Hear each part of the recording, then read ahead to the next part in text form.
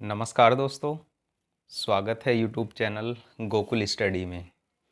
और कैसे हैं आप लोग? एकदम अच्छे होंगे, एकदम बढ़िया होंगे और पढ़ाई आपकी बढ़िया चल रही होगी। कमेंट बॉक्स में आप लोग लिखना कि वीडियो आपको कैसा लगा और कंप्लीट ही वीडियो आप लोग देखा करो ताकि चीज़ें आपको सीखने के लिए मिलें। आज हम लोग बात करेंगे अगले प्रावधान की। जैसे हम लोग बात करते हुए चल रहे हैं सेंटर स्टेट रिलेशन, क्या क्या प्रावधान वहाँ पर देखने के लिए मिलते हैं, कब किस संबंध में क्या प्रावधान दिया गया, कुछ प्रावधानों की हमने बात कर ली है और अगले क्या प्रावधान हैं उन सभी की हम लोग बात करेंगे। जैसे आर्टिकल 246 में प्रावधान किया गया है कि विषयों को अलग अलग सूचियों में विभाजित किया गया है, यानी राज्य सूची, संघ सूची और समवर्ती सूची। इनका प्रावधान यहाँ पर देखने के लिए मिलता है। कितने विषय राज्य सूची में हैं, कितने विषय केंद्र सूची में हैं यानी संघ सूची में हैं और कितने समवर्ती सूची में हैं, उन सभी की हम लोग बात कर चुके हैं। आज हम लोग बात करेंगे और अगले प्रावधान क्या देखने के लिए मिलते हैं। जैसे हम लोग यहाँ पर बात करें, हमने लास्ट में बात की है कि अखिल भारतीय सेवाओं का गठन किसके द्वारा किया जाता है? राज्य सभा के द्वारा किया जाता है। अब हम लोग यहाँ पर बात करेंगे नेक्स्ट प्रावधान की। इसी में ही प्रावधान देखने के लिए मिलता है, यानी केंद्र राज्य संबंधों में प्रावधान देखने के लिए मिलता है कि संविधान में सर्वोच्चता यानी जो न्यायपालिका होती है वो सर्वोच्च होती है। और वहाँ पर सर्वोच्च होने का मतलब क्या है? संविधान से संबंधित व्याख्या किसके द्वारा की जाती है? न्यायपालिका के द्वारा की जाती है। और वहीं पर हम बात करें संसद की, कि संसद का प्रावधान किस प्रकार से अलग होता है न्यायपालिका से।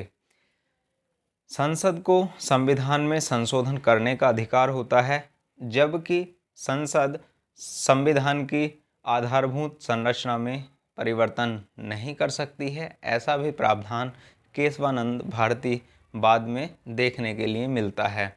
यानी संसद संविधान में संशोधन कर सकती है आर्टिकल 368 के तहत, जबकि आधारभूत ढांचे में परिवर्तन संसद के द्वारा नहीं किया जा सकता।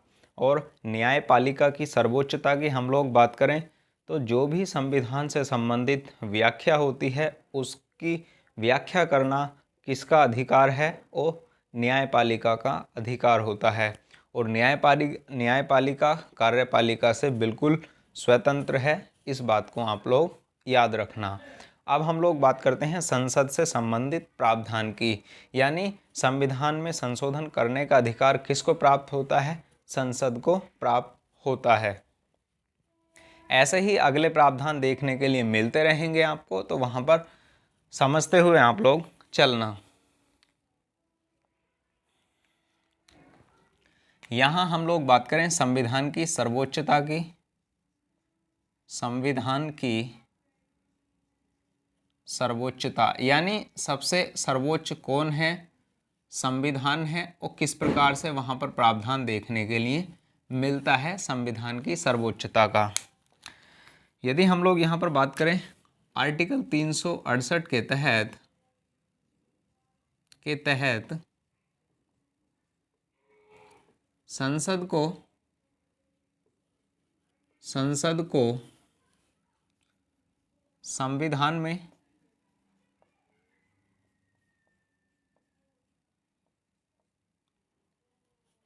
संशोधन करने का अधिकार दिया गया है। संशोधन करने का अधिकार है,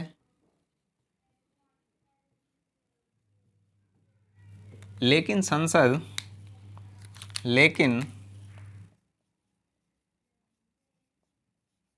संसद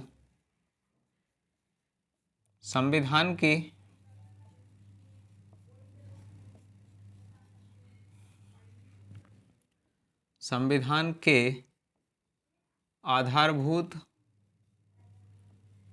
ढांचे में परिवर्तन नहीं कर सकती है।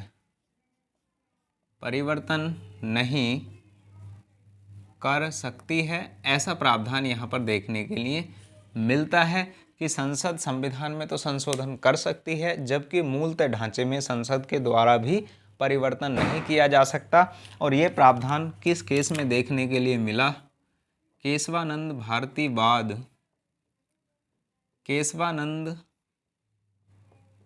भारती बाद में ये प्रावधान देखने के लिए मिला। इस बात को आप लोग यहाँ पर याद रखना कि संविधान की सर्वोच्चता किस प्रकार है, वहाँ पर ये प्रावधान देखने के लिए मिलता है।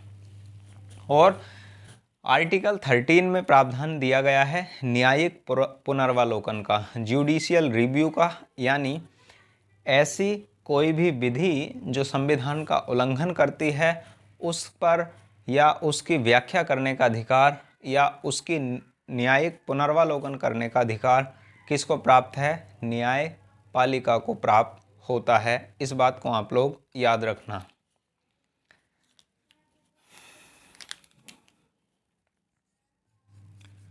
आर्टिकल 13 में न्यायिक पुनर्वालोकन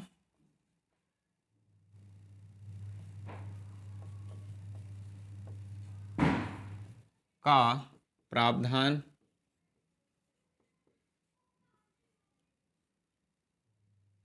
किया गया है,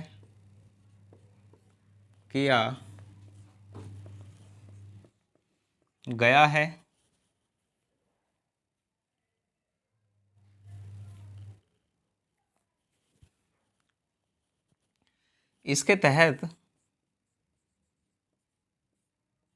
न्यायपालिका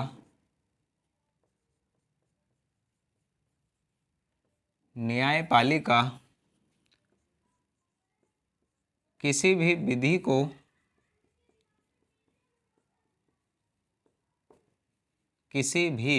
विधि को असंवैधानिक घोषित कर सकती है,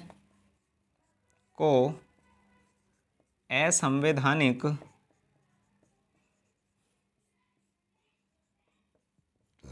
घोषित कर सकती है, किसी भी विधि को, किसी भी कानून को असंवैधानिक घोषित कर सकती है। और कौन सी ऐसी विधि होगी जिसको असंवैधानिक घोषित किया जाएगा? जो विधि संविधान का उल्लंघन करती है, संविधान का उल्लंघन करती है, उसको असंवैधानिक घोषित किया जा सकता है न्यायपालिका के द्वारा। ऐसा आर्टिकल 13 में प्रावधान देखने के लिए मिलता है। ये अलग केंद्र और राज्य संबंधों के बीच के साथ साथ ही वहाँ पर ये प्रावधान भी बताया गया है कि केंद्र से सर्वोच्च होने के साथ साथ, यानी केंद्र सर्वोच्च होने के साथ साथ उसके द्वारा बनाई गई विधि को भी न्यायपालिका के द्वारा समाप्त किया जा सकता है। ऐसा प्रावधान संविधान में देखने के लिए मिलता है और यही संविधान की सर्वोच्चता यहाँ की गई है। तो अब हम लोग किसकी बात करेंगे? अब हम लोग बात करेंगे न्यायपालिका की सर्वोच्चता का प्रावधान किस प्रकार देखने के लिए मिलता है। तो पहले आप लोग इसका स्क्रीनशॉट लीजिएगा।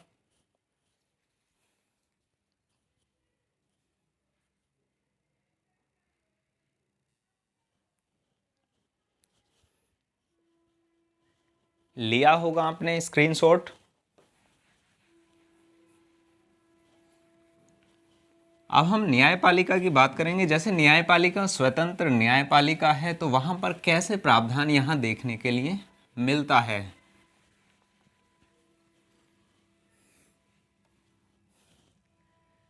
स्वतंत्र न्यायपालिका, स्वतंत्र न्यायपालिका और स्वतंत्र न्यायपालिका का प्रावधान किस प्रकार देखने के लिए मिलता है। जितनी भी संविधान की व्याख्या हैं उन सभी विधियों की व्याख्या करने का अधिकार किसको प्राप्त है? न्यायपालिका को प्राप्त होता है।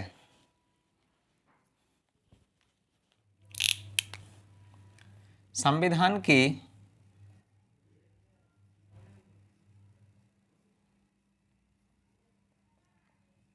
व्याख्या करना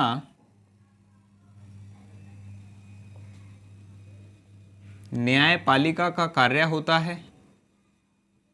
न्यायपालिका का कार्य होता है, ऐसा प्रावधान यहाँ देखने के लिए मिलता है।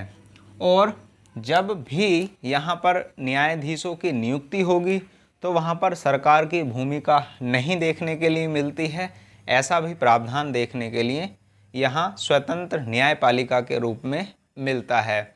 और यदि किसी भी न्यायाधीश को हटाना होता है तो संसद के विशेष बहुमत की आवश्यकता होती है। यदि किसी भी न्यायाधीश को, सुप्रीम कोर्ट के न्यायाधीश को हटाया जाएगा तो वहाँ पर संसद के विशेष बहुमत की आवश्यकता होती है। यानी ऐसा नहीं है कि जिसकी नियुक्ति की जाएगी राष्ट्रपति के द्वारा न्यायाधीश की, उसको तुरंत ही हटा दिया जाए। तो यहाँ पर प्रावधान स्वतंत्र न्यायपालिका के रूप में उसका देखने के लिए मिलता है। यानी न्यायाधीशों को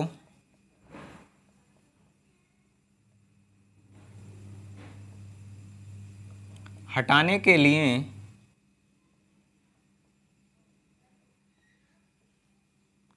संसद के विशेष बहुमत की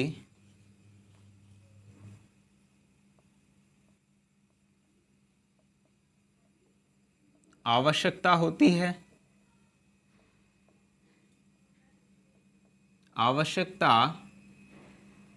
है। ऐसा प्रावधान यहाँ पर देखने के लिए मिलता है। और किसी भी न्यायाधीश के वेतन में पद पर रहते हुए हानिकारक परिवर्तन भी नहीं किया जाएगा संसद के द्वारा या फिर किसी अन्य संस्था के द्वारा। हमारे यहाँ भारत में सबसे सर्वोच्च संस्था है, पर उसके रूप में संविधान किस प्रकार देखने के लिए मिलता है, ये पॉइंट मैं आपको बता रहा हूँ। और न्यायपालिका का संसद से ऊपर का प्रावधान क्या है उसकी बात हम लोग कर रहे हैं। तो न्यायाधीशों के वेतन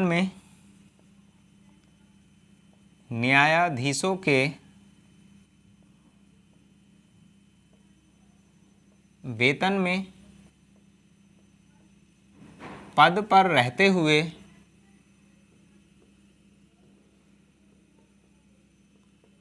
हानिकारक परिवर्तन नहीं किया जाएगा या नहीं किया जाता है। इसका मतलब क्या है?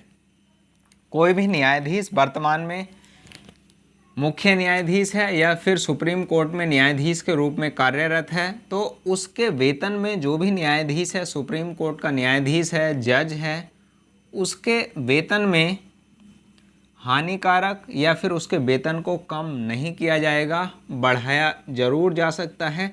तो यही प्रावधान यहाँ पर देखने के लिए मिलता है। यानी हानिकारक परिवर्तन नहीं किया जाएगा, संसद के द्वारा भी हानिकारक परिवर्तन नहीं किया जाता है। यह स्वतंत्र न्यायपालिका के रूप में प्रावधान देखने के लिए मिलता है। इस बात को आप लोग याद रखना। अब नेक्स्ट प्रावधान की हम लोग बात करें, यहाँ पर स्वतंत्र न्यायपालिका में जो भी न्यायाधीश होंगे, सर्वोच्च न्यायालय के मुख्य न्यायाधीश होंगे, तो वह सेवानिवृत्ति के बाद किसी भी ना तो केंद्र सरकार के और ना ही राज्य सरकार के अधीन पद पर कार्य करेंगे। यानी सेवानिवृत्ति के बाद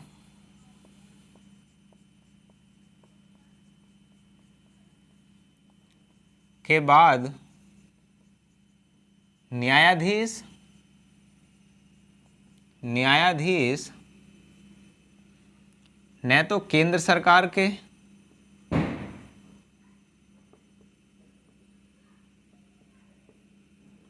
और न ही किसी राज्य सरकार के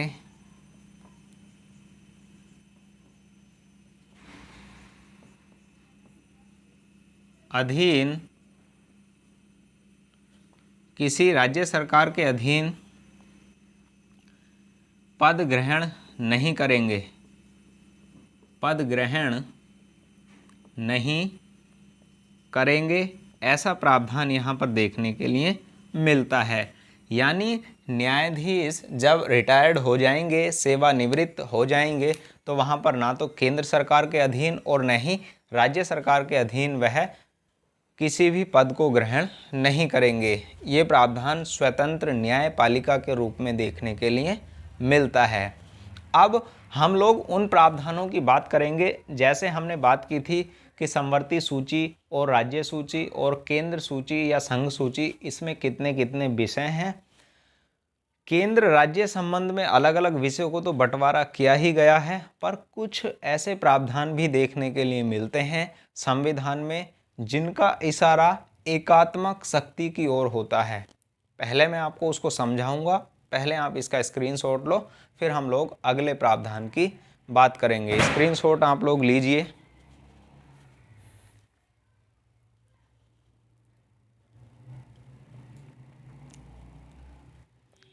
लिया होगा आपने स्क्रीनशॉट।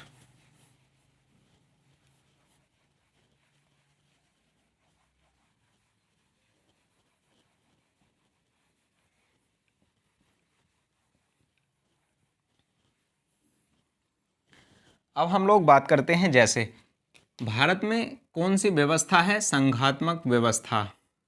कौन सी व्यवस्था दी गई है या देखने के लिए मिलती है, संघात्मक व्यवस्था देखने के लिए मिलती है।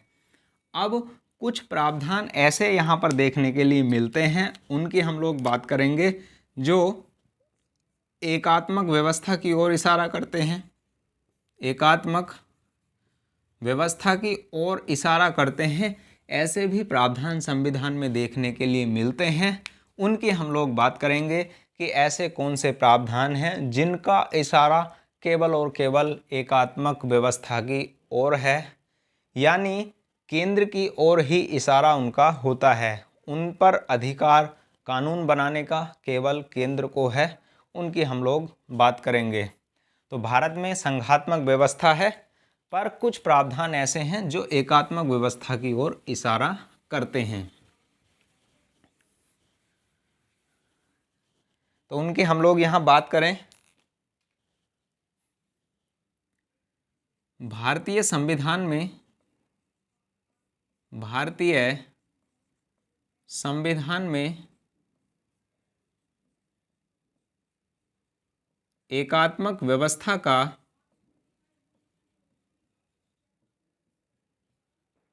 प्रावधान, यानी किस प्रकार से यहाँ पर एकात्मक व्यवस्था का प्रावधान देखने के लिए मिलता है, उसकी हम लोग यहाँ पर बात करने वाले हैं। जैसे हम लोग यहाँ पर बात करें, अलग अलग विषय, अलग अलग प्रावधान दिए गए हैं, यानी संघ के लिए अलग विषय, राज्य के लिए अलग विषय, और समवर्ती वहाँ पर राज्य की भूमिका भी होगी और केंद्र की भूमिका भी होगी। पर कुछ प्रावधान ऐसे हैं जिन पर केवल और केवल संसद को कानून बनाने का अधिकार है। जैसे यहाँ पर हम लोग बात करें, एकात्मक व्यवस्था का प्रावधान किस प्रकार देखने के लिए मिलता है। जितने तीनों विषय हैं, यानी तीन सूची के विषय हैं, उनको हटाकर, यानी राज्य सूची के विषय को हटाकर, संघ सूची के विषय को हटाकर और समवर्ती सूची को विषयों को हटाकर एक अवशिष्ट सूची जिसको हम लोग बोलते हैं, उन पर कानून बनाने का अधिकार किसको दिया गया है, तो वहाँ पर कानून बनाने का अधिकार आर्टिकल 248 के तहत संसद को दिया गया है। यानी रेजिड्यूरी पावर, या फिर जिसको हम लोग बोलते हैं अवशिष्ट शक्तियाँ, उन पर कानून बनाने का अधिकार केवल और केवल किसको प्राप्त है, केंद्र को या फिर संघ को प्राप्त है। ऐसा प्रावधान देखने के लिए मिलता है। और अवशिष्ट शक्तियों का प्रावधान कहाँ से लिया गया है, कनाडा से लिया गया है। इस बात को आप लोग याद रखना। तो हम लोग बात करते हैं उस प्रावधान की।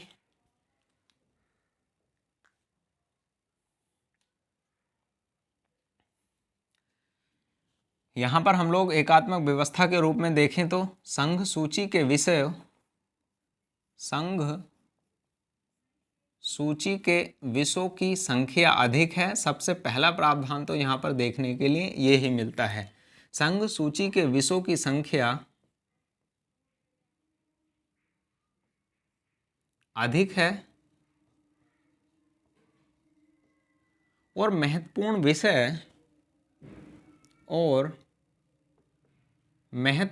विषय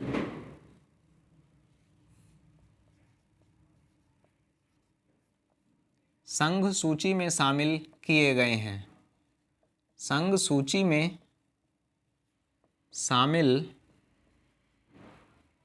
किए गए हैं,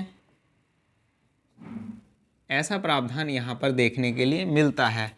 और आर्टिकल 248 के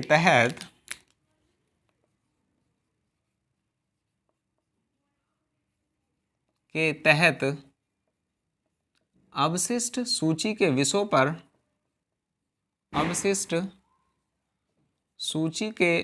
पर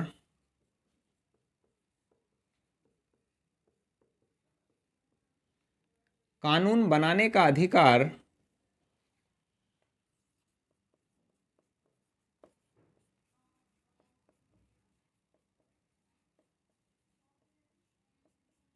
संघ को दिया गया है।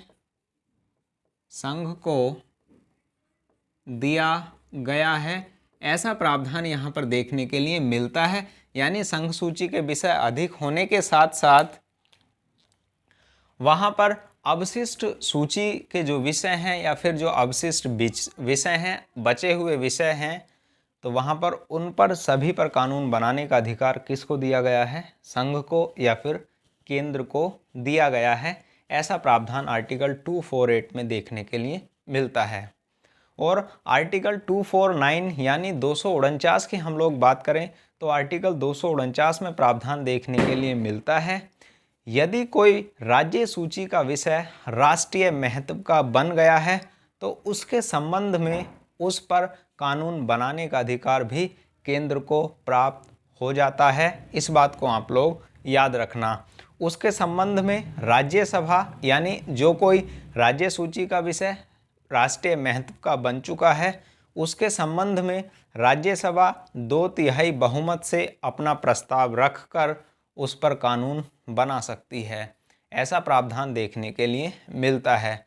उस समय राज्य सूची के विषय पर राज्य को कानून बनाने का अधिकार प्राप्त नहीं होता है। इसको आप लोग याद रखना।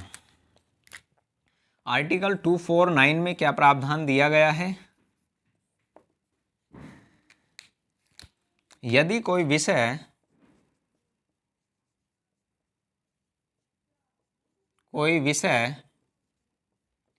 राष्ट्रीय महत्व का बन गया है, राष्ट्रीय महत्व का बन गया है,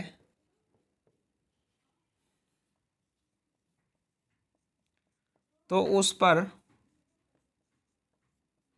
राज्यसभा 2/3 बहुमत से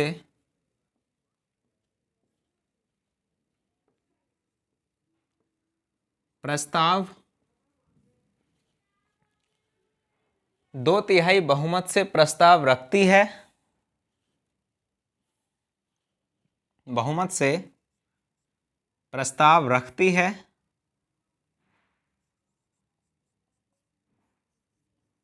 और उस विषय पर कानून बनाने का निर्माण करती है। और यह कानून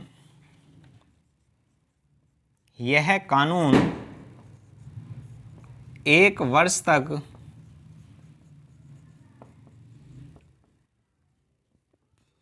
लागू रहता है। यानी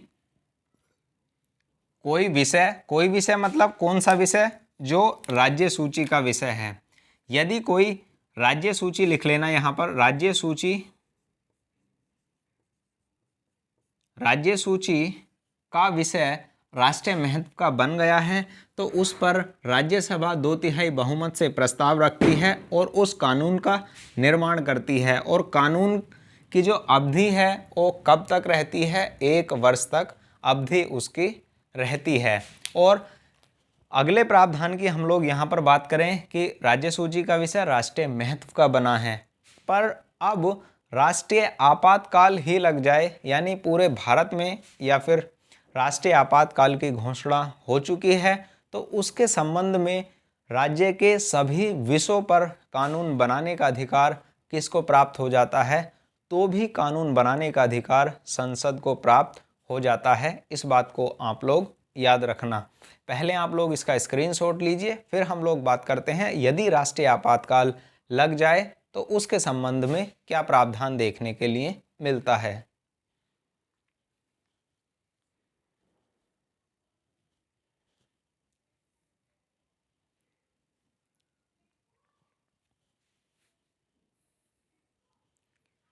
लिया होगा आपने स्क्रीनशॉट, वीडियो पॉज किया करो और स्क्रीनशॉट आप लोग लिया करो। और आपको लगता है क्वालिटी बेस्ट है तो आप लोग इसको शेयर भी कर सकते हैं।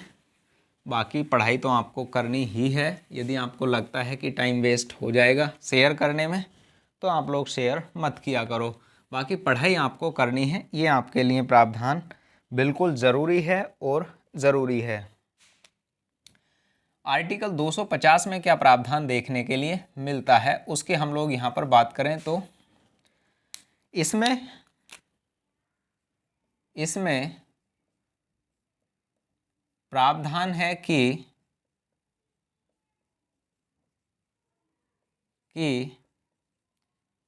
अनुच्छेद 352 के तहत राष्ट्रीय आपातकाल लग जाने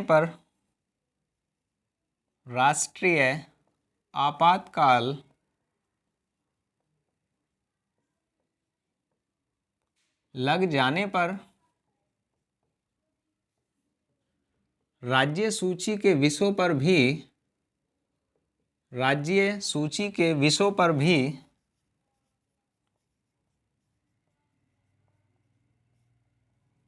पर भी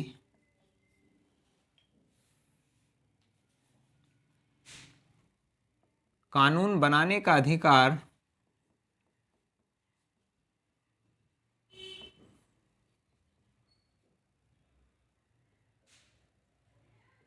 संसद को प्राप्त हो जाता है।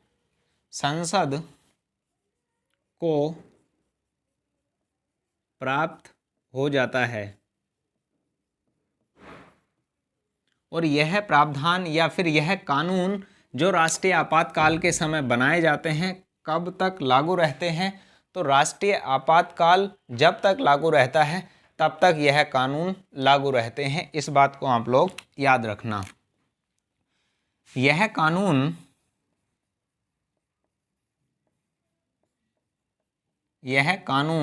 राष्ट्रीय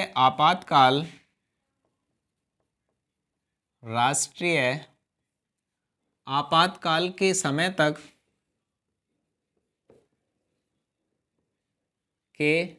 तक लागू रहता है। ऐसा प्रावधान यहाँ किया गया है, इस बात को आप लोग याद रखना।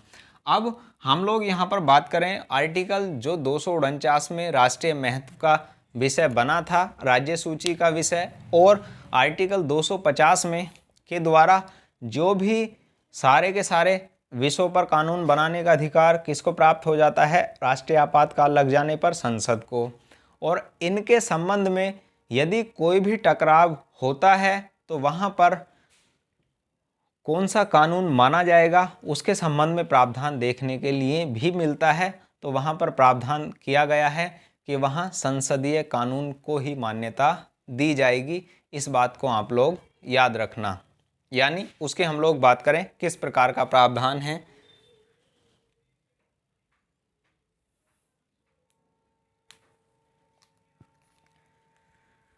अनुच्छेद 251 के तहत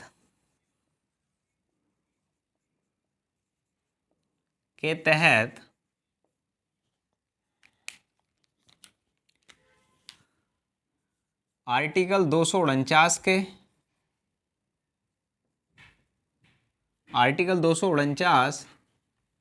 तथा आर्टिकल 250 के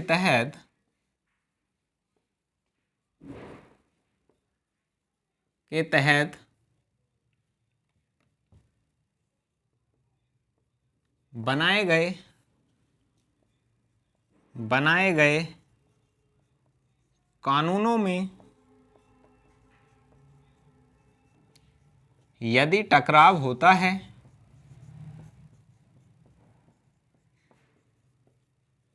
तो संसदीय कानून माना जाएगा। संसदीय कानून माना जाएगा।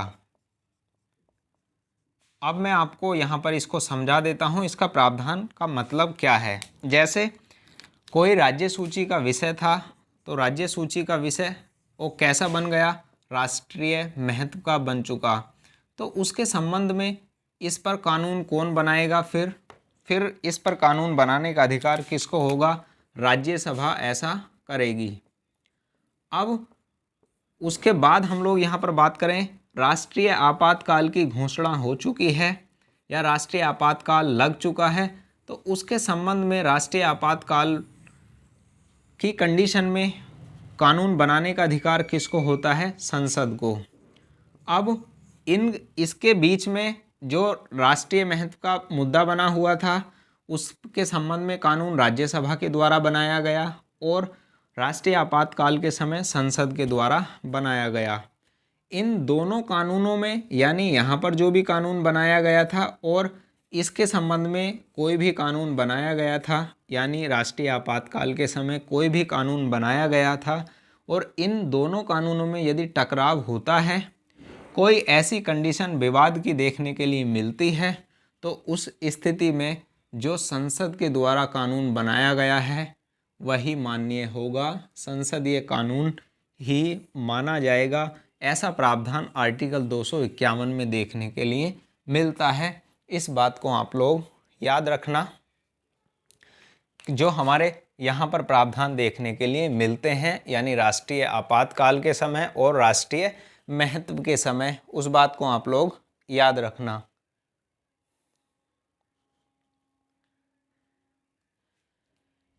तो स्क्रीनशॉट आप लोग लो इसका।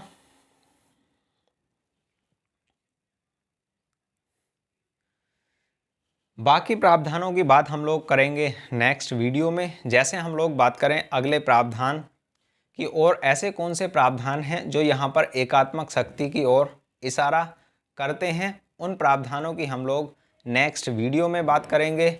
और ऐसे कौन कौन से प्रावधान और किए गए हैं, जैसे यदि कोई राज्य सूची का विषय है और उस पर संघ ने या फिर केंद्र ने अंतर्राष्ट्रीय संबंध के संबंध में, यानी अंतर्राष्ट्रीय संधि के संबंध में हस्ताक्षर कर दिए हैं, तो उस पर भी कानून बनाने का अधिकार संसद को स्वतः ही प्राप्त हो जाता है। उन सभी प्रावधानों की या फिर और कौन से प्रावधान हैं उनकी हम लोग बात करेंगे नेक्स्ट वीडियो में। तो वीडियो आपको कैसा लगा कमेंट बॉक्स में आप लोग लिखना, और लगता है क्वालिटी बेस्ट है तो आप लोग इसको शेयर कर सकते हैं। मिलते हैं नेक्स्ट वीडियो में। Thank you, all the best. पढ़ते रहिए, मस्त रहिए, ज़बरदस्त रहिए। Thank you.